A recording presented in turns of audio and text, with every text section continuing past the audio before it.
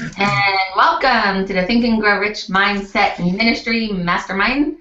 Good morning, everybody. Good day, good evening. I don't know. You might be watching the replay at 2 o'clock in the morning, 10 o'clock at night, but thanks for joining us. I'm Amber DeBevick, your Mindset Ministress, along with my witch. If I point to that side, maybe she's on that side or that side. That's what makes me the dark mistress. But not really. I'm really of the light. And we are masterminding today, as we do every Saturday morning at 10:30 a.m. Eastern Time. We study the 17 Principles of Success as taught by Napoleon Hill, our fearless leader. And we are on number 11 this week again, controlled attention. I suppose that is focus. But we have a great panel as usual. Some wonderful masterminders and other students and practitioners of mindset, which is very, very important to us as we are all in the personal development field. And we can use these principles to help us with every single area of our lives, starting with our minds, of course, which definitely tend to manifest the rest of our lives. And we apply those in different ways. Like I apply it to my success, my relationships, just the way my general day goes, by learning to have a positive mental attitude, which is really where these principles, like these 17 principles, lead us to a positive mental attitude. And the Napoleon Hill Foundation actually calls it PMA, positive mental attitude. And that is the final goal, even though this is always going to be ongoing, but the whole course is developing a positive mental attitude. We're studying out of the Science of Success workbook that is part of the Your Right to Be Rich correspondence course, actually. Napoleon Hill and his manager, W. Clement Stone, who was the owner of Success Magazine, put together a correspondence course. It was the last project Napoleon Hill did before he passed away in 1970, and he wanted people like us to be able to study his principles that he compiled in his 20 years of research, starting with, I think, the Law of Success maybe, and Think and Grow Rich, and then the Law of Success. There were so many compilations that he put together, and they were all cumulative. They were all pretty much the same material, just he just tended to put it in different books and different series. I think he was always gathering information, so he just kept updating it. So by the time he put together this course, there were 17 principles. If you look in Think and Grow Rich, I think there was 15 principles. So then he added a couple more in the next few years. So this one has all 17, and we're a little over halfway through. And we spend, whatever time we need to on each principle. We're not rushing through it. We're not going for our diplomas here. We're really going to internalize these principles so that we can apply them and practice them in every area of our lives, in all of our affairs. And I just want to introduce the panel before we get started. So let's see. We have Daniel McCall. Hey, Daniel. Hey, what's up? Morning. Morning. You're probably calling from New Jersey, right? You're in New Jersey? Yep, South Jersey, right outside of Philly. Ooh, cool. And then we have Dave Gross from Florida. Good morning. Unmute myself. Good morning, Think and Grow Rich Mindset Ministry. Glad to be on here and looking forward to the information today. Thanks, Dave. I love your tagline, thoughts become things. That's so true. I love that. That's actually when there's a song, a spiritual song called Every Thought Becomes a Prayer. Is that what it is? No, every thought's a prayer. Every thought is a prayer. So, and thoughts become things. So we have to be so careful and selective of what we choose to think. So I love that. That saying right there changed my life. So I'm so glad you put that up. Awesome. Did it just for you, Amber. Thanks, I love it. And Elvira Smith. Good morning, everybody. Wonderful to be here again. Let's just bring up some beautiful material that will help everybody move forward. Thanks, Alvira. Your mind is your magic tool. That's awesome, too. You guys are also creative. And then we have Markel Thompson from Chicago. Good morning, everybody. Just grateful to be here, ready to learn, ready to grow. Let's get it. Thanks, Markel. Control your thoughts. My God, is this like the awesome panel or what? I mean, you guys are great. Control your thoughts. On target. Woo! And look who just joined us, the awesome Pass Simpson. Good morning, Pass. Oh, good morning, Amber. Good morning, everyone. Hey, sis. I see you waving out there. Yeah. Good morning. Good morning. Today is Smile and Sing Saturday, so we should smile and sing. Awesome. Pass, where are you at right now? What town? I'm actually in Allentown, Pennsylvania right now at one of my offices. Oh, wow. Are you close to Daniel? Are you guys close together, or is that a bigger state than I think? Pennsylvania is huge. It's actually, if you go from one end of Pennsylvania to the other end of Pennsylvania, it's 8 hours long. Oh, okay. Not as big as It's Florida. a big stretch. Are you near? That's not near Philly, right? That's a couple hours north. Yeah, right? it's I'm 45 minutes out of Philly. Oh, okay. Yeah, I'm 10 minutes out of Philly in Jersey, the Jersey side. Okay, I'm gonna have to find you, Daniel. I didn't realize you were that close to me. I travel between Pennsylvania and New York 3-4 times a week. You're going to have to Okay. meet Daniel in his Mastermind dungeon. Yes, Yeah, we'll have to definitely. hook up and have lunch sometime, man. Sounds good. Sounds good. Awesome, awesome. So we're going to get into the reading here in just a second. Markel's going to read, but I just wanted to just recap one paragraph that we went over last week because we kind of breezed over it, and it wasn't until afterwards that I thought, oh my God, we just read one of the major answers to life and one of the biggest universal laws. And it said, so we're right now we're in the steps to control the tension. So what Napoleon has done is he's taken 11 of the 17 principles that we've already covered. It's basically the previous principles that we've done. And these principles are all leading up to being able to control our attention. They're cumulative. So by applying one on top of another is how we're going to get this controlled attention. And he says here that observing the law of harmonious attraction leads to the application of the principle of controlled attention. The steps to achieving controlled attention are realized through the following principles. And what he said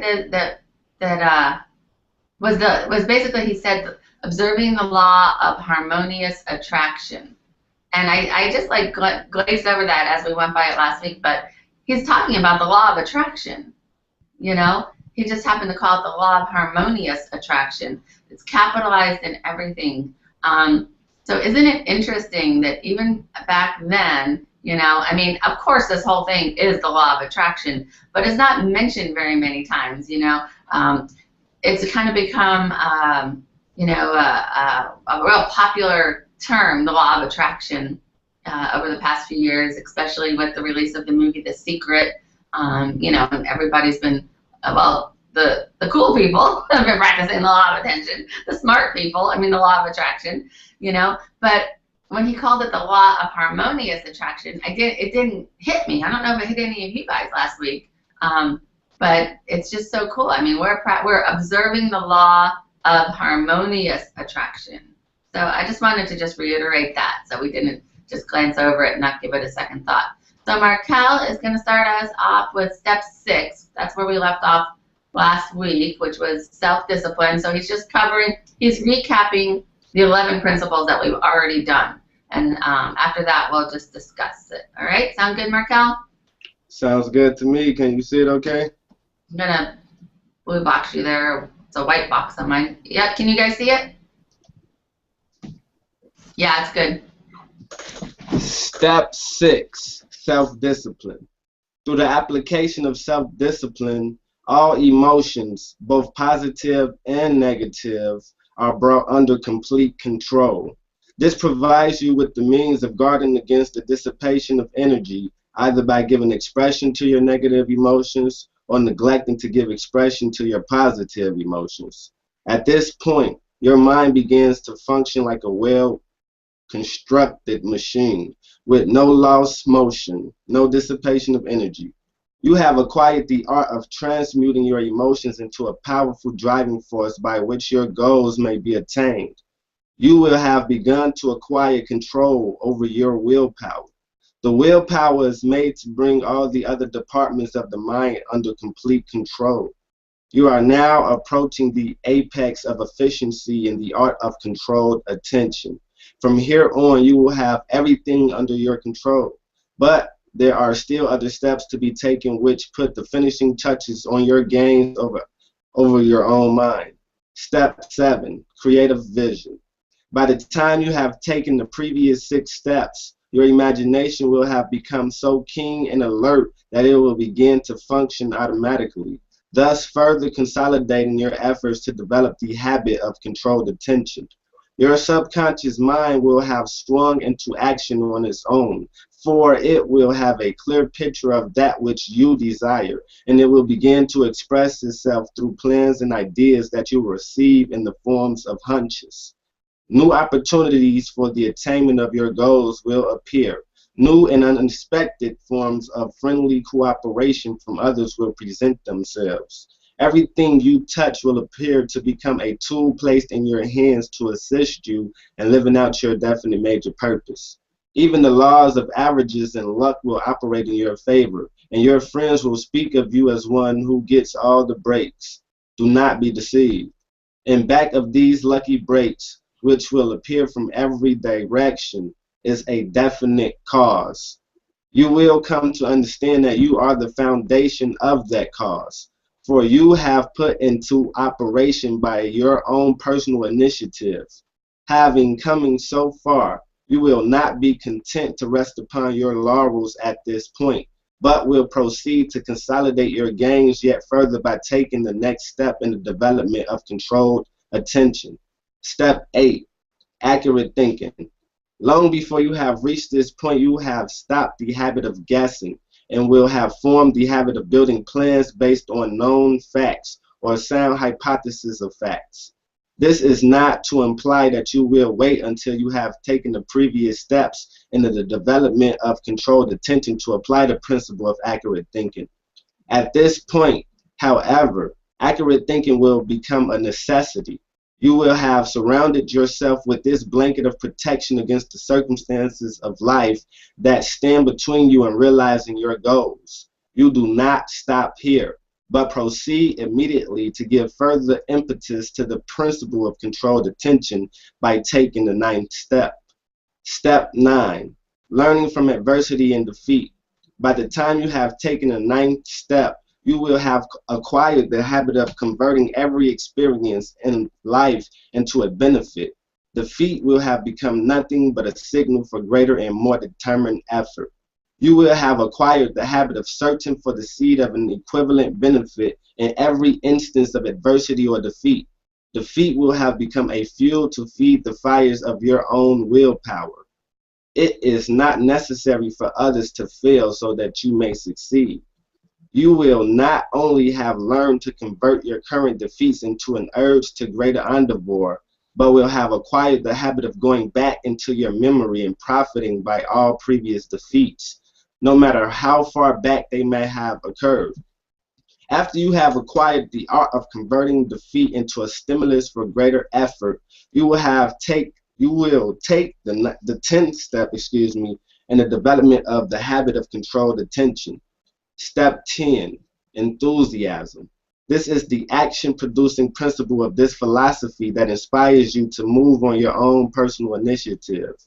It is also the principle that takes drudgery out of work and converts it to a labor of love, making it easy for you to move toward completing your goals through controlled attention. Enthusiasm for any plan, purpose, or motive automatically leads to the concentration of attention upon that subject.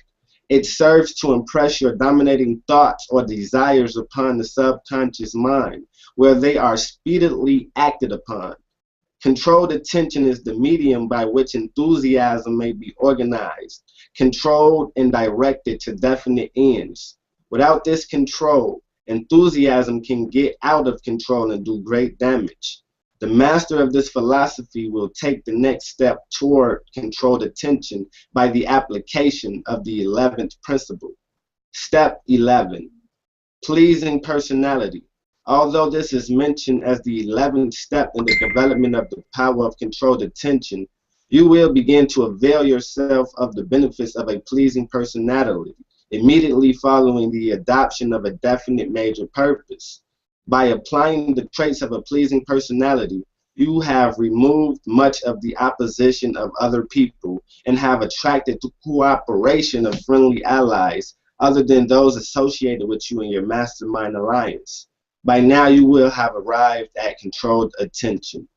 Do not overlook the fact that this has the effect of giving you the benefit of the law of harmonious attraction in two different ways. First, by attracting you the forces that will give you a positive mental attitude, thereby creating harmony in your own mind. And secondly, by attracting other people and material things that will harmonize with the nature of your purpose. Only by controlled attention can you impress the nature of your desires, purpose, goals, and plans upon your subconscious mind, where the law of harmonious attraction finds contact with them.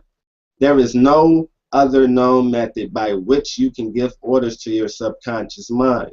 In addition, you will have improved your own mental attitude and prepared your mind for the development of any desired habit. Mastery of the principle of controlled attention is attained by the organization and application of the previously mentioned 11 principles, each of which represents a step in the direction of its development. The importance of controlled attention is indicated by the fact that it consists of a combination of 11 of the 17 principles of this philosophy.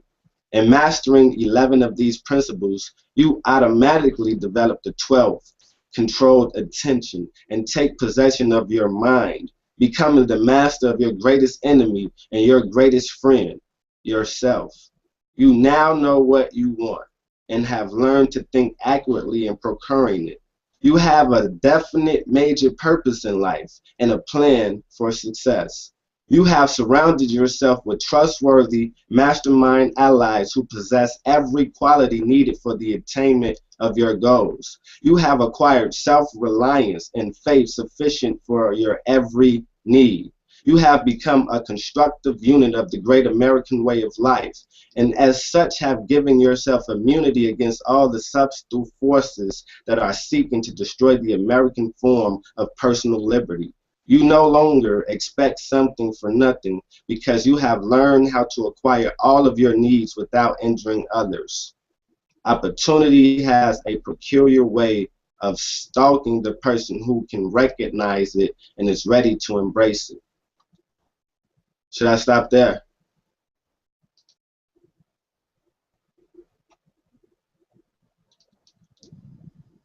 Oops, yeah, go ahead and stop there. That's perfect. Sorry. Awesome. So thanks, Markel. So we'll do it like we usually do. You know, when someone wants to talk, go ahead and unmute yourself, and that way I'll know that you're ready. But let me just recap. So how awesome is this stuff? I don't know about you guys or the people watching, but I lots of times learn to do something by not doing it. You know, that tends to cause me, wake me up, I should say. And it's so funny because, so I am an entrepreneur, and I have a actual business here in Key West that I own along with my mother, and I run it. I run the company, and I have allowed it to. I've had someone in the company like working for me for the past like 5 years or 6 years. I don't know how long he was with me, but I really couldn't stand. Not that I couldn't stand him. I couldn't stand how I felt when I was around him, and I for some reason I was just not awake to the situation. I suppose I would have rather have him working and me not have to like focus or think about that aspect of the business. But it's almost like well, it's exactly like I just woke up this past week, which is so weird. Like all of a sudden I woke up out of this stupor I was in for the past 5 years, And I think it's because I've been practicing these principles. And all of a sudden, none of it was okay anymore. You know, it wasn't okay for me to have someone negative, you know, in my company. It wasn't okay, you know, there was no way to have an alliance with him. You know, we couldn't work together for the greater good of the company. And when I realized that I needed to actually step in and do a bunch of stuff for the company, and that I would have to be working side by side with him, I was totally unwilling to do that. And all of a sudden, you know, I realized there was no harmony, and that wasn't okay anymore. And I had, you know, really not taken control as like a boss, you know. I had allowed myself to just be walked over and put into like a little section of, you know, the little girl that wasn't capable. And all of a sudden I woke up and, you know, realized that none of these principles were being followed. And I just there was not even one question in my mind that it was something that I could accept, you know, today. After it was like I just opened my eyes all of a sudden, and I actually, you know, fired him. I fired his ass, and let me tell you, he was not happy. And I, for once, didn't second guess myself. You know, he would bully me, you know, and he's kind of a bully and mean, and I didn't allow him to bully me. I just stuck to my guns, and you know, I was like, this is one time I'm not changing my mind. I feel so strong about this. You know, goodbye. I'm getting rid of the poison, and I'm focusing on my company, and I have enthusiasm for it. I was out there on the streets doing the hard labor of it yesterday, and I found someone else who I feel like I can have a mastermind alliance with. Like, we have creative ideas, and you know, he's actually can go and sell, and he's going to be really positive, and I'm going to do half of it myself, and I'm looking forward to it, and going to really whip that aspect of the company back into shape, and I feel so good about it, and it's because of these principles. You know, all of a sudden, I'm not willing to accept the unacceptable in my life in any area today. You know, and sometimes we don't even know we're doing it, and all of a sudden we wake up and we're like, wait a minute, that's not okay anymore. And it's so empowering. It's a great feeling, and I pat myself on the back. So, who's ready to share? Thanks, Markel. Woo! Yay for me, right? Being strong, like a boss, finally. Yes, I love it. Yeah. I'll share. Cool. Okay. Yeah, I actually relate more to your story than I did to the reading. I mean, I was like reading and listening to it and like seeing how I can seeing what I can share, you know, that relates to it or whatever. But I love that you're holding yourself to a higher standard. You know what I mean? That's something that happens over time. You know, of studying these principles, you start to hold yourself to a higher standard. And I've personally noticed myself hold myself to a higher standard recently as well. And you know, they say that the more money that people make, the more they value their time. And I totally find this to be true. It's insane. I've been having reality checks of it, constantly, because you know, people that don't make you know, that don't have a lot of success, you'll find the way that they spend their time, you know, it's not very effectively. This guy the other day was telling somebody on my team, you know, how our company wasn't so great and all this stuff, and he went on for about 40 minutes bashing the company, and he was actually using the company's name too. I mean, you know, I see a lot of leaders and stuff like that, myself included, sometimes say things that, you know, that we don't like about companies, but we won't ever say their names. You know what I mean? This guy just blatantly was just bashing this one company's name. You know what I mean? And for 40 minutes, and I'm like, why would you? And he's all worried about it. And I'm like, why would you take advice from somebody that has 40 minutes to spend bashing, you know, some company? That means that he doesn't know how to spend his time effectively. You know what I mean? He could have you know, recruited somebody. He could have trained somebody. He could have created some valuable content in that time. I mean, you know, the way we spend our time, you know, it will reflect our pockets. You know, we all have 24 hours in a day. You know, rich or poor, have the same amount of time in a day, 24 hours. You know what I mean? So it's up to us, to hold ourselves to a higher standard and not spend time, being caught up in drama and and just wasting time with negative people like the person at your work. You know what I mean? I wouldn't put up with that shit neither. I like the way that you were like, I fired his ass, because I mean, you're like, bam, like you made that decision. You made that decision quick. Successful people are very quick to make a decision. You know what I mean? And that's what that's what you want to do if you want to have success. If you want to have even more success, sometimes we're in situations and we've been in them for so long we become comfortable, right? So we always talk about that. People get too comfortable, right? So it's good that you probably got uncomfortable for a second, but then you got even more comfortable because you fired his ass. You know what I mean? So it's really good stuff. You know what I mean? So anybody watching this, all you guys on the panel, I hope that you guys all hold yourselves to a higher standard. You know what I mean? And and I'm endeavoring to hold myself to an even higher standard. You know what I mean? Because nothing stands still in the universe. We can always grow. So let's keep growing together, guys. That's it.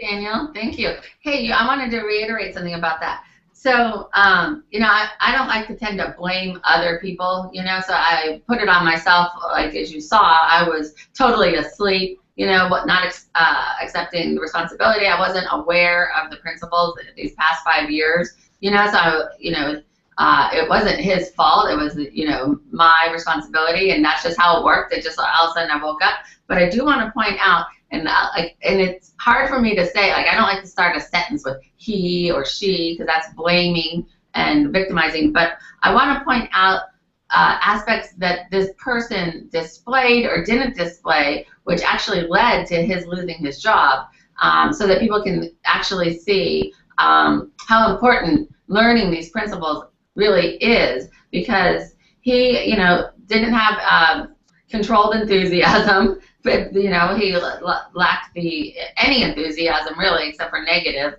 and pleasing personality. It talks about we have to have a pleasing personality. This person had a very unpleasing personality, and I don't know why I was okay with that for so long. And there was no harmony, and so the principles were actually lacking there. So, that caused him to lose a job. So, for people watching, pay close attention to what we're studying and applying to ourselves, because these principles are to lead us towards success. I mean, let's call them what they are. They're the principles of success in every area of our life. And it was so funny because the text I got, I texted him too. I tried to talk on the phone. And then, but he texted me back, and the whole text was in capital letters. He was yelling at me in a text, and it was all blame, no responsibility. And my response to it was this big, long, yelling text, and my response was, fine.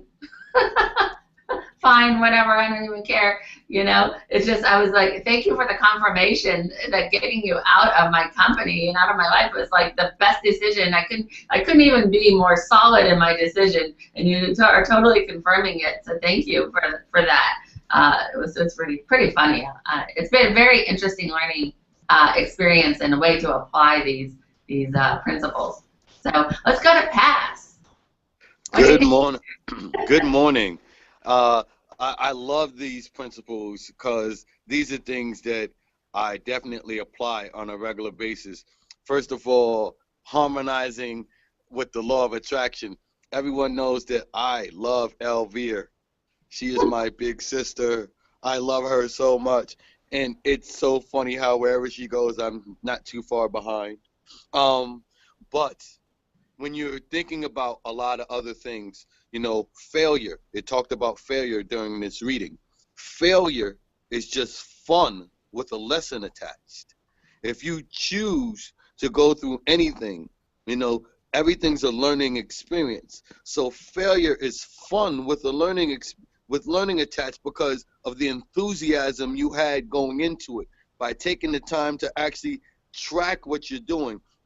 One of the great things that I realized is that most successful people have a journal. They're writing down two types of journals, actually. One is a gratitude book. So write down what you're grateful for as many times as you possibly can. And another book is to actually track your results. Not everyone is going to be motivated by money like my brother Daniel is. You know, some people are like my mother. She's just motivated by free time. She's never had much money, but she's had control enthusiasm, and she's known what she's wanted for 40 years. So she's never had much money, but all of her kids have graduated from prep school. We all have college degrees. She travels the world probably more than most rich people because she knows what she wants and she knows how to get it. And she masterminds with great people. So knowing what you want out of life will determine so much more. So having that harmonious law of attraction around you, it's all about harmony. If you actually listen to the word money, you know, it's harmony. You need harmony. You need harmony to get money, because at the end of harmony is that word money. So you need some kind of togetherness. You need some kind of spirit. You need to smile as much as you possibly can in order to attract what you want out of life. Pleasing personality. You may not like me, but you're going to love me because I'm going to smile every time I get. I'm going to tell you all the other people I love. There are people in the world who's never met Elvira, but they've met Elvira through me. They may have never met Paul Hutchings, but they've met them through me, because I swear that I tell all the people how much I love the people I love. You know, I do videos and talk about people I love because it's not about you, it's through you. So remember to say thank you. It's not about you, but through you. So I'll hush again. I can continue to share all day long, but I know I want to listen to you great people. Thank you, Pass. Thank you. Great to have you here. Great stuff. It's not about you, but through you. Well, we're all messengers carrying the message, you know. So let's go to Elvira. I bet you she has something to say after Pass. Well, good morning. Yes, I love Pass also very, very much. It's just amazing how we met and how we are in harmony. It's fabulous. And there is, again, so much in this. What popped out for me was the number 9, the learning from adversity and defeat. You know, all of my life, I've never seen problems and challenges and mistakes and all that sort of stuff as holding anything good. I mean, you learn there is a silver lining to every cloud, right? You learn that in school and you go like, okay, that's fine. And then you make mistakes here and you don't see how those two things actually go together. And what I learned from Bob Proctor is that, you know, there's two sides to a coin. And what I've learned in the last 2 years now is embrace the mistakes, embrace the adversity, because when you do that, you can see the good in it. And I do that more and more. And I go, now I am almost at the point to say like, yo, bring it on. Because I have learned that I can grow and get to the next level when I am facing the challenges, when I am, you know, making the mistakes. And of course, you know, there are no mistakes. It's just that you do something in a way that didn't really get you the result that you were anticipating. However, you get something else. I mean, just you know, think of the sticky notes. The sticky notes, one of the biggest inventions was created by somebody who was supposed to be making the strongest glue ever, and that was a mistake. And look what an incredible invention that became. So I'm learning that more and more, and it's exciting. It's not that I'm, you know, looking like where is a mistake, but when it comes on, I go like, oh, okay, so what can I learn from this now? It's exciting. So that's how I see it. I love the harmony, you know, like money. I love that. I love what Dan said. You know, the way we spend our time, and it's so true, Dan. You know, people have a tendency of literally wasting their time and really don't understand how precious it is, and it never comes back. I mean, you can lose all your money, you can go bankrupt umpteen times, you can live on the street, but you'll never, and you can get your money back if you know how to do it, if you're intended to meet the right people and have an open heart and learn. However, time never comes back, and that's the sad part of it. I loved what Paz said, what he was saying, and I came across something, and this is just one sentence, and probably a lot of people have heard of it already. And this is from Hafiz in the 14th century, and he says, "I am a hole in a flute that the Christ's breath moves through. Listen to the music." And Paz was referring to that as well. I'm here to serve. We've talked about this before. I'm just a vehicle. I'm just a vehicle, and I'm just here to help. And I thought that was beautiful. I just like to pass it on. So yeah, I love the reading again this morning. It's amazing how I have lived the first half of my part without all of this, and I'm so happy that I found it. So back to you, Amber. Thank you. Thanks, Elvira. I'm happy you found it too. All right, let's go to Dave, and then we'll go back to Markel, since Markel chose to read. Sometimes it's hard to take notes when you're reading, so letting Markel soak it all up. And we'll go to Dave. Dave. Hey, can you hear me okay? I can. Oh, I just want to say real quick, Eli Gonzalez just popped on with us. Hey, Eli. Hey, how are you? Great. I just want to say hi to you. Dave is going to share, and we're covering, we're on the 11th principle of success, and it's controlled attention. So we're recapping the previous principles. So just hang on here, and what we'll do is we're going to go to Dave, then Markel, then we're going to read, and then we'll go back to you. How's that? Oh, it sounds good. I just saw the invitation, so. I know, right? I'm so glad you're here. I love you. All right, go for it, Dave. Sorry to interrupt you. No problem. Just soaking up all this great information that's being shared, and great job on the reading, Markel. A couple of things that have been brought up throughout the conversations were the learning to learn from your failures, and that's, I want to reiterate what everybody's been saying, that if we learn from our failures, like Napoleon Hill teaches, then it's technically not a failure. It's just an instruction almost to how to do it better the next time.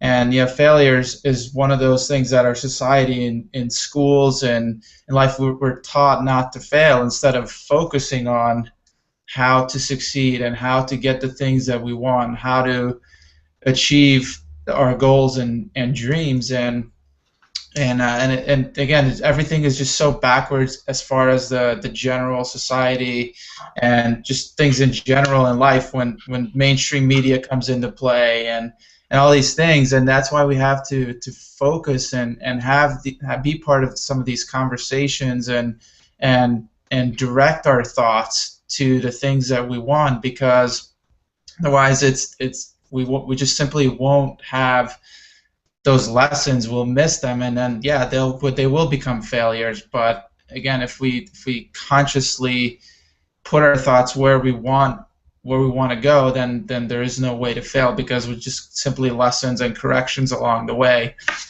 So I just wanted to add that. And also, when you're talking about, Amber, you're firing that person that you did that wasn't harmoniously working with your company, it's so interesting that immediately a door opened up.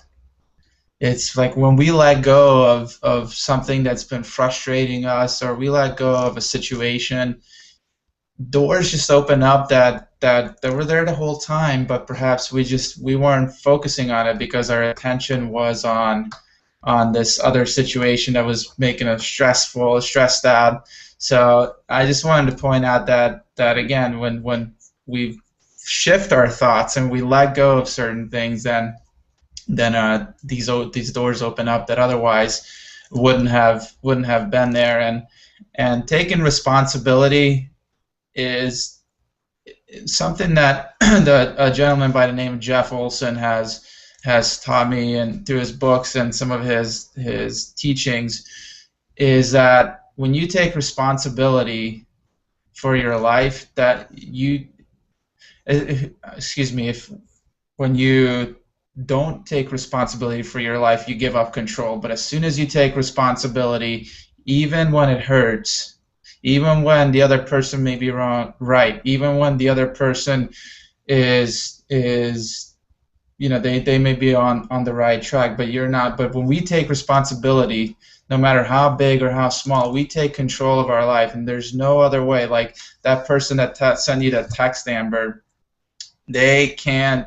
They gave up control as soon as they started to blame and not take responsibility. And you just said with a simple message, you took responsibility, and that's sometimes the hardest thing to learn, is because we have our egos, we have our things that we always want to be right, but it's just when we take responsibility, we take that control back, and at that point, the other person, you know, we get to determine where we're going, and we have the final say. Yeah. Excellent. Thanks, Dave. A lot of good points there. You mentioned a few different, you were mentioning there's no failure. I was thinking about that. Like, there's only failure if we're asleep at the wheel and we're not conscious to the principle of applied faith. Applied faith is the third principle of this series here. And when we can apply faith, knowing that everything is going to work out okay no matter what, even when we're in something that feels like maybe a failure or feels negative or feels bad, we have to label everything. But if we can not label it and just know that we're going to come out on the other side so much better and stronger, and that's applying the principle of faith, then there is no such thing as failure. It's only when we don't see it that way that it's failure, because we don't have control of our thoughts. So if our thoughts are controlling us, we're just thinking we're a failure. That's just how our minds are. And so great stuff. So I want to keep moving on, because I do want to be able to read and get to Eli also afterwards. Let's go to Markel. What's up? Can you hear me? Yeah. Man, this is powerful. This is powerful. I love what everybody was sharing so far. And Dave, taking responsibility, that's where it starts, man. I actually got a poem that I wrote, and I said that responsibilities are responses of the responsible, because only responsible people will step up and take control of everything that's going on. But, I want to say again, this is a good small example of being in harmony, because everybody is just flowing off of each other, just picking up good ideas from each other, and it's just going from there. But controlled attention, that's big for me, because when you're not conscious to this information, you always think that you are in control of your own thoughts. You always think that you're the person that's making your own decisions, when really you just being influenced by outside sources. You have to deliberately study and learn and implement the information that you want to project, because we reflect what we project. So whatever we taking in is just coming back out, is just regurgitating. So in order to do something new, you have to learn new information. You need to learn and try new things, because if the old things that you've been doing is not working or not getting you what you want, then you have to do something different. And the big paradigm shift comes when you constantly repeat information like this. Just reading this information was powerful. It changed my frequency level and my vibration, because we just energy, and to get the type of energy that you want, you have to just get on the same frequency. We talk about the law of attraction all of the time, and where your attention goes, the energy is flowing. So if you having thoughts like, I don't have enough money, or I can't do this and I can't do that, that's all you're going to be attracting to yourself. Control your attention to whatever you desire. We've been going over these principles for so long, and after a while, it clicks, and then you just expand on that thought, and then you control yourself to just focus on these good thoughts and to keep running with it and expanding on it and growing. And then you will set yourself to a higher standard. Like Dan was saying, I got a high standard for myself. I make sure that I have a structured schedule where I always implement these principles and read this information, because you constantly have to keep on reading. You constantly have to keep on watching the videos and listening to the audios, because if not, then you see what's already out here already, like you were saying, Dave, about the mainstream media. You know, they not doing nothing beneficial to help influence our thoughts to positive ends or directions at all. So you have to deliberately take the initiative to develop yourself, to take self-control, self-discipline, and just be in harmony with the universal laws. I mean, he just gave 11 steps to controlling your mind to get whatever you want. 11 steps. You know, how much, it don't take that much time. So that's what I got. Thank you, Amber. I'm just grateful to be here. You know, it's a pleasure. Thanks, Markel. Yeah, no, I'm grateful you're here. You know, I wanted to just throw it out there too, like, because Eli just popped on. I sent him the link. I didn't even tell him what we were doing. But Eli, we're studying out of the workbook of Science of Success, and it's it's straight from the Napoleon Hill Foundation. It's the workbook to their actual correspondence course that goes along with the Your Right to Be Rich. So we're actually studying out of a workbook that I've never even seen anywhere else. Maybe you guys have seen it somewhere else, but it's really great stuff, and we're going through all the principles. We've been doing it for months, and I'm glad you're here. Did you want to interject anything, Eli, before we do our last part of our reading today? Well, yeah, I sort of had the idea from, you know, the things that you sent me in the past, the things that you guys were going over, which I enjoy, you know, doing that, you know, reading a lot of this stuff. I was just looking at my iPad for all the different books. You mentioned Jeff Olson, and then I have a couple other books in here that I just started reading this week. But you know, some of the, to go along with this, some of the thoughts that who was it that was just speaking? Markel. Markel, yeah. And you know, there was a few things that had to shift in my mindset, but this, you know, I started doing this stuff years ago, like 15 years ago. I started going to these seminars and webinars and stuff like that. Well, back then it was all 100% seminar, no webinars. But can you hear me okay? Yeah. My microphone kind of far away.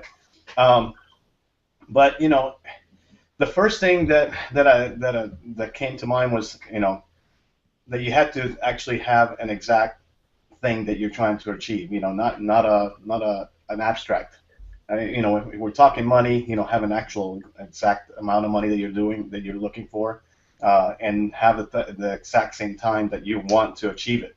And that actually, you know, changed my mind, you know, because you always have goals, but they're so general, you know, and having exactly what you want in your mind, and actually always, there's a few things that, you know, like writing them down and actually reading them at least twice a day out loud. It actually, you know, helps with you in remembering and keeping you focused, which is my biggest thing is, you know, wanting to start things and, you know, and actually starting them right away, because I do a lot of procrastination. So, you know, that's my biggest thing on this whole, you know, trying to achieve and trying to keep your mind and your goals and being able to achieve them. It's, you know, a lot of times just getting started is the hardest thing. And but you know, all these other things that I'm listening to today, it's awesome, because it's nice to refresh your memory of all these things that you've learned through the years. But you know, sometimes you don't keep because you don't keep them in your head. So thanks for inviting me.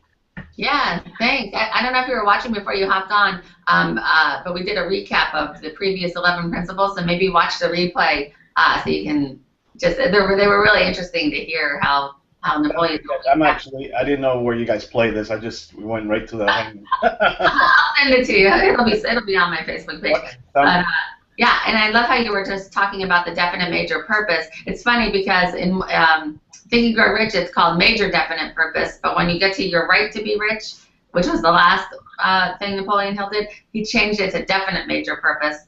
And one of them starts with the amount of money, and then the last one, the more recent definite major purpose, doesn't have the amount of money as the main thing. So I got a little confused with it. I'd like to do some more research on that. And I was saying last week that I was thinking about recapping definite major purpose, because that's the first principle of success.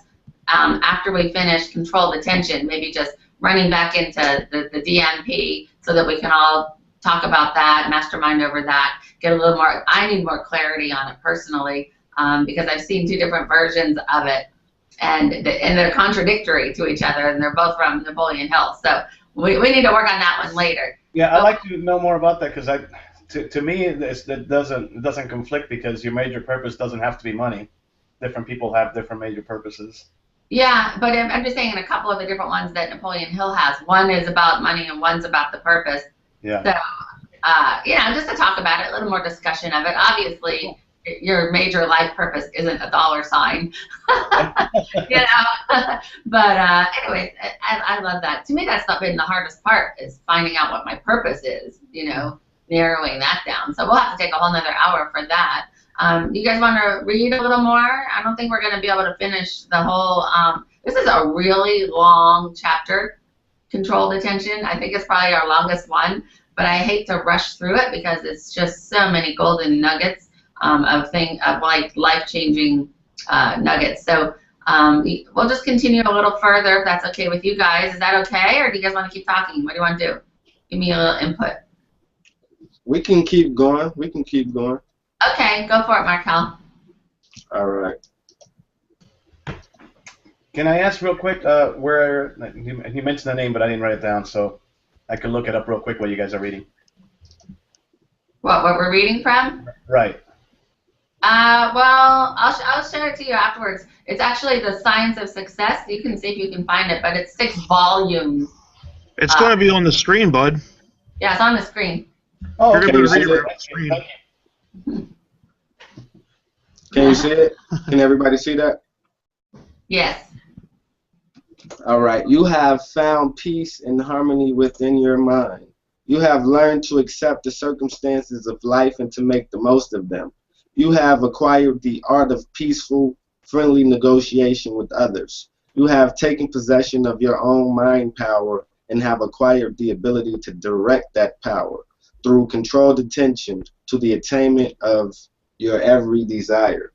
Andrew Carnegie was asked to share his ideas about controlled attention. Controlled attention is the act of combining all the forces of the mind and fixing them upon the attainment of a definite purpose. The time involved in this act of concentration is very important. It depends upon the nature and the scope of the subject on which one concentrates. For example, take my circumstance. The dominating forces of my mind are, and have been for many years, concentrated upon the manufacture and marketing of steel. In my Mastermind Alliance, I had others associated with me who likewise concentrated their dominating thoughts upon the manufacture and marketing of steel.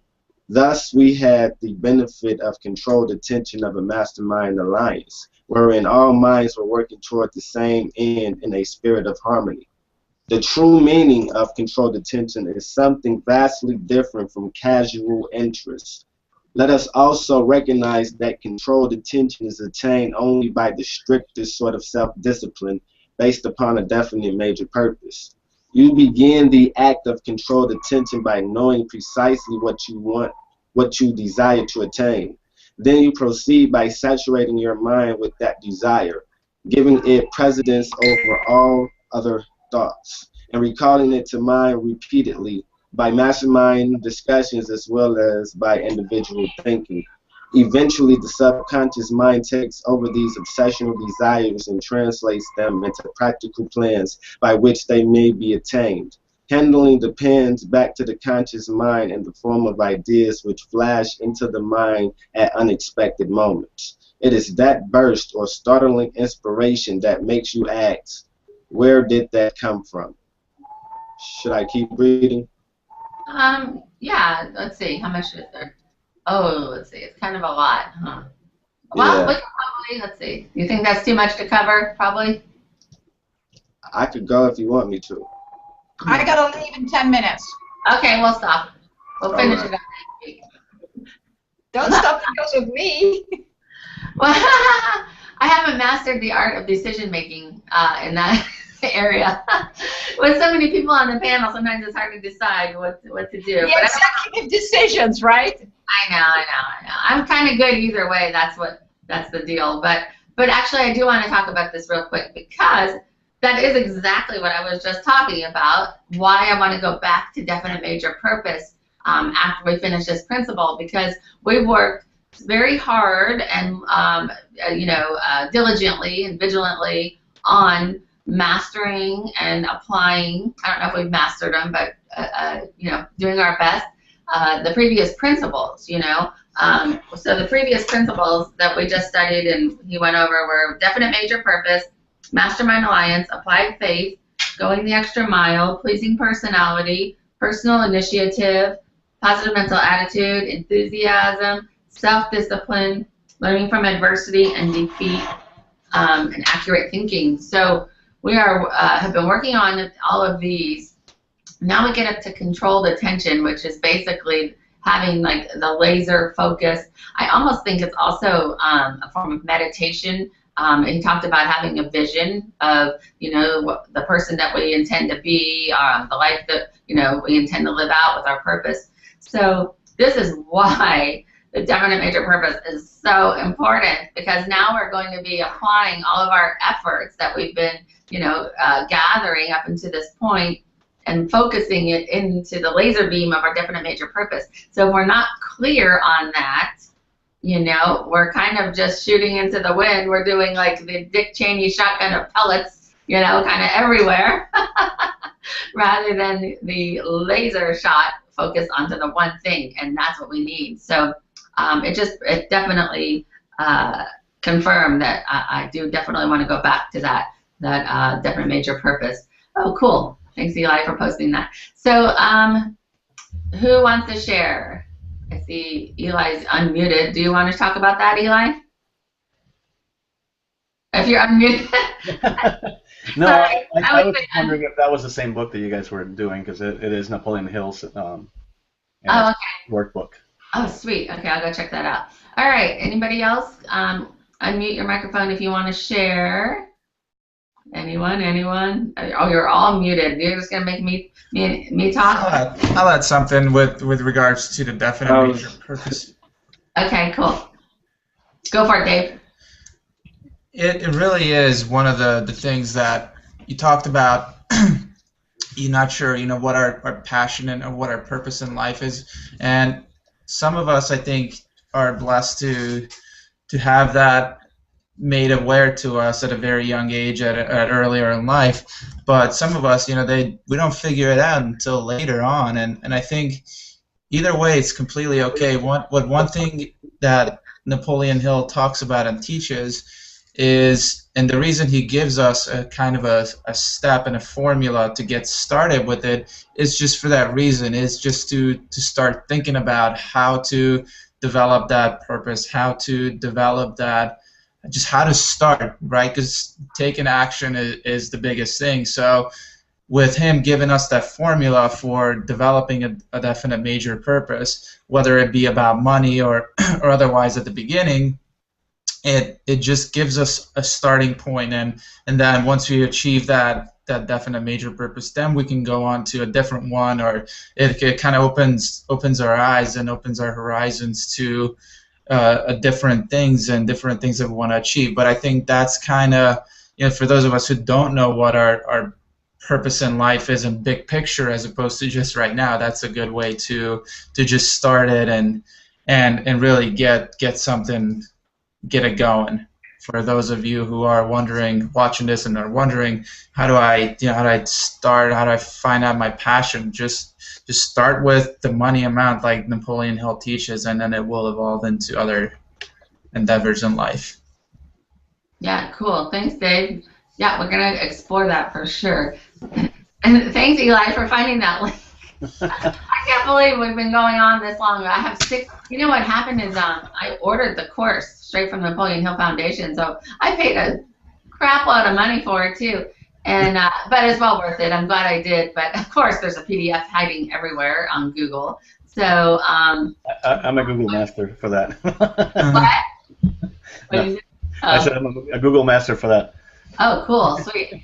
The link is in the chat for you guys that are on the panel, so you can grab the PDF and study from home, and then everybody can read. Yeah, excellent. It's not the greatest. Looks like it's not the greatest PDF, but you can cover it if it's the same book.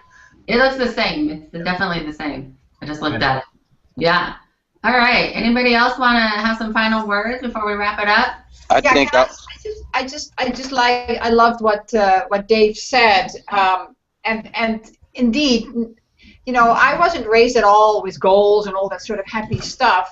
So for me, it took quite some time. And what really made me happy is, I think I heard it last year, a leader who's making money that I can't even fathom said that it took him 8 years to really focus and write down what he considered still is his major definite goal in life, and I go like, yay, this is good, because it's taken me a long time as well. What I also believe is that everything that, as Dave said, some people are so lucky that they're either guided by their parents, so they discover it at an early age. But I believe that everything that you've done, I mean, it's all part of the journey. It's all experiences, and everything leads to the discovery of what it is that you came here to do. And just the one line that I got out of the book from John Acuff, the book Start, it's when you do not know what it is that you desire to express in this lifetime, keep asking yourself, or keep looking at yourself, or ask somebody, what is it that I cannot stop doing? That will bring you to what the red thread in your life is. And indeed, for some, like for me, it took a long time to figure that out, also because I was sort of pushed into a role, needed to get married and children and all that sort of happy stuff. So I was totally focused on doing that, which never manifested. So I changed my life, and now it's working. So everything is good as long as we learn to look at everything as good, as we talked before. Every adversity has a silver lining, and as long as we feel good, do whatever feels good, even though you're scared, you're really scared. But if it feels good, excited, do it. That's my little tip for today. Thanks, Sylvia. Yeah, I have finally found, mine is definitely the mind. I can't stop working on the mind. And I was thinking last weekend, we had this mastermind, but last weekend I worked with 6 different people on their mindset, helping to work with them and train them on this. And but it was like serious things, like a 20-year-old girl who's a cutter, another girl who's pregnant and an addiction, recovering from a heroin addiction, and then 4 other people in the same kind of realm I worked with on this stuff. And this stuff can save lives, that's for sure, because like it said in the reading, our mind is our worst enemy or our greatest friend. But until we have learned to work on this positive mental attitude and achieve that, it's our worst enemy. So, that's what we're doing here. So, all right, I think Pass is unmuted. Pass, do you want to say something? Yes, I want to say something, unfortunately, because I have to go soon. But what I wanted to say, a nice and simple way to start on finding where you want to be is to smile. A smile is the key to your happiest self. So start there and smile.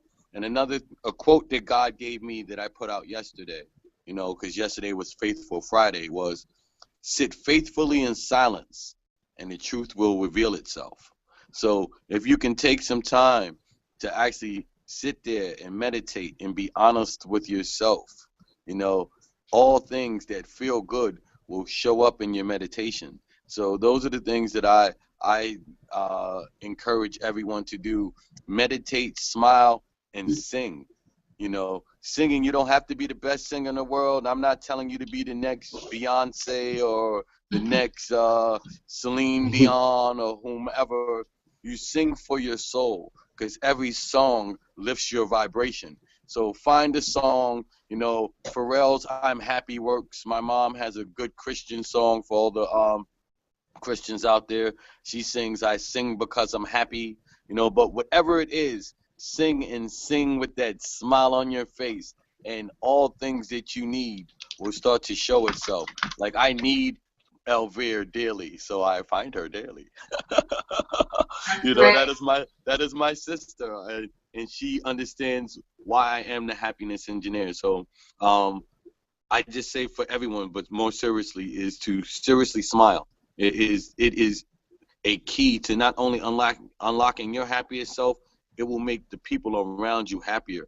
Just walk down the street and smile and see how many smiles you put on other people's faces. I was walking down the street the other day, and this family was arguing at the top of their lungs, going crazy. And I just stopped and smiled at them. They're like, "What you smiling at?" And I'm like, "You." And they had to stop and smile, and then I left. So you control your own environment just by simply smiling and enjoying you. So I wanted to throw that out there before I left. I love you guys. Have a great, great weekend, and I look forward to sharing with you again soon. Thanks, Pass. Take care. Glad you're here. Have a great weekend, everybody. All right, Markel, what's up?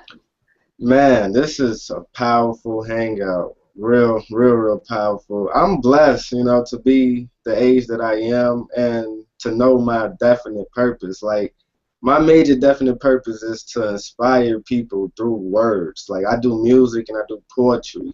And I'm also studying the man right now, and I'm studying to be a hypnotist as well. So it's like once you find a purpose in life, you do all of these things that's directed towards it. You know where to control your attention. You know what kind of goals to set.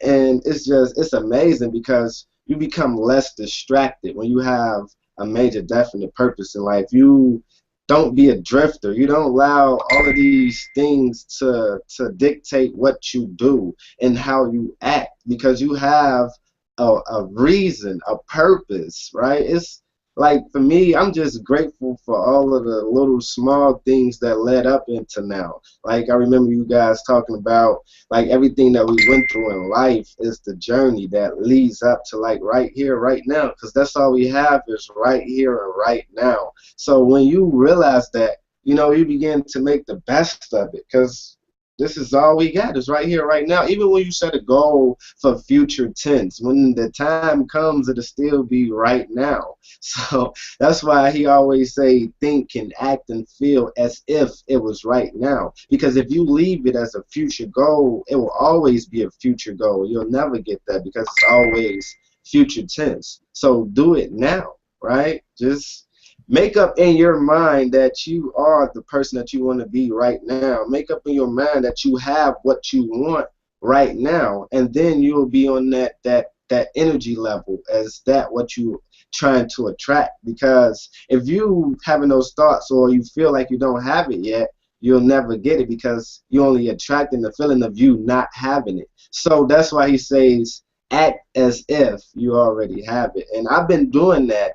And it's been working, and I've been manifesting things so fast. Like, it used to be weird at first, but now I'm kind of getting used to it because I'm real new to this material, just personal development all in itself. But actually applying these principles is when a change happens because you can read it all day, you can listen to it all day, but it's not until you apply it that you actually see it working in your life. And you can realize it, and you can feel it. Like it's beautiful. It's real beautiful. Like life is effortlessly easy.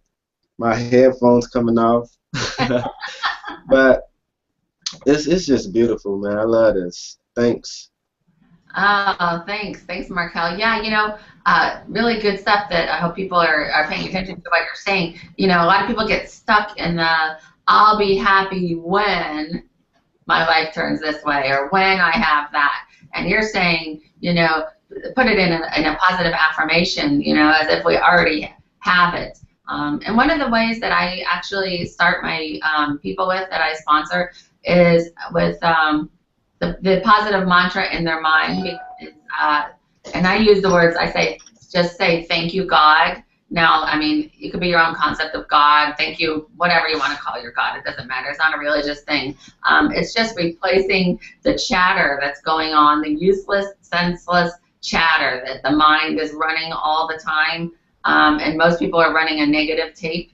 So for my very first exercise with people, I have them put in, thank you, God, just for lack of a better word. And that basically kind of is acting as if you're in gratitude, and it tends to start to program the mind into a state of gratitude, which is one of the highest states that we can be in, is gratitude. And it starts to work immediately when people apply this. So I used to have this weird OCD thing in my mind where I would count all the time to the number 7. I think I was so sick of thinking negative thoughts that I just started counting, you know, and I would look like I was deep in thought. And if you asked me what I was thinking, I'd be like 1, 2, 3, 4, 5, 6, 7. And then it played in my, you know, I played that in my mind to replace the thoughts for the longest time because I didn't know that I could say, oh, thank you, God, or thank you, universe. You know, God just flows easier. Thank you, God. Thank you, God. Thank you, God. Thank you, God. It's easy to put those words on the track in my mind and just have that playing in the background. It's running in the background, almost like you could do like if you were doing a beat, you know, or laying down tracks. Yeah. You know, and it's in the background. It's like a subliminal background going on, and it programs your subconscious into the state of gratitude. It's a great place to start if you're just starting out, or if you just have that tape running and it's not, producing you. You know, sometimes it's not a productive tape. So I just wanted to throw that out there. What do you guys think? Any final thoughts? Yeah, that's amazing because we always talking to ourselves and we either building ourselves up or breaking ourselves down. So I like that you said how you got that subconscious mind of just thank you God, being in gratitude, because when you're grateful for what you got now, bigger and better things just tend to keep flowing to you. So that's good right there. I like that. Good, great. Dave, any final thoughts before we close it out? Yeah, one right along with the gratitude and self-talk. One thing I stole from Brian Tracy is he talks about this all the time. Is the quote? Yeah, I love Brian Tracy. Is to say, I like myself. I like myself. I like myself, and you can't say that enough and not start eventually smiling and hey, you might even start to believe it. So give it a shot. Great stuff. Yeah. Thanks, Dave. That's a good one too. We love our personal development around here. That's why we're here. Most of us are here every Saturday. And if you're watching and you want to be on the panel, which is basically someone, you know, most of the people that are on our panel are people who are students of personal development. Most of us are into Napoleon Hill. But even if you don't have a clue, if you do want to come on the panel and be kind of in the classroom with us, you're invited to do that. And, you know, we study here. This is a training. This is a training I use for my team, obviously, and maybe some of the other people on here use it for their team or their people that they work with. And it's just it's value for you. So I hope that you guys are getting some value out of these trainings, and I hope you're being able to apply them in your life. And I just want to, you know, congratulate you on making the decision to change your mind. So we'll see you guys here. Same time next week, 10:30 a.m. Eastern Time, every Saturday morning. Bye for now. Take care. Have a good one. Control those thoughts. That's right. Every thought's a prayer.